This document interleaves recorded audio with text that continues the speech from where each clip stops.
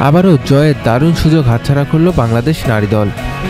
ইংল্যান্ডের পর এবার সাউথ আফ্রিকার বিপক্ষে শেষ মুহূর্তে হারতে হলো বাংলাদেশকে।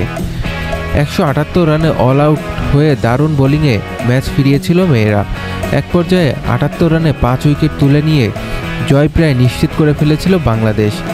কিন্তু ম্যারিজোনা ক্যাপ ও কোলেট রায়ানের অসাধারণ জুটিতে ঘুরে দাঁড়ায় প্রোটিয়াররা। ষষ্ঠ উইকেটে তাদের 58 রানের জুটি বদলে দেয় ম্যাচের চিত্র।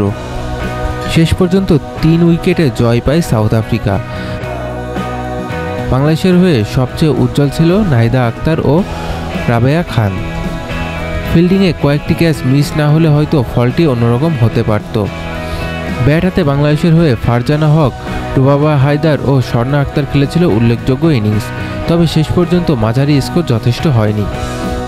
ম্যাচ শেষে অধিনায়ক নিগারা সুলতানা জ্যোতি বলেন, যদি ওই দুটো ক্যাচ ধরা যেত তাহলে ফলাফল হয়তো ভিন্ন হতে পারত। তবুও মেয়েদের নিয়ে গর্বিত তিনি।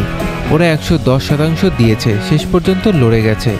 পরের ম্যাচে শক্তিশালী অস্ট্রেলিয়ার বিপক্ষে মাঠে নামবে টাইগাররা। দেখা যাক এবার ভাগ্য কেমন থাকে বাংলাদেশের।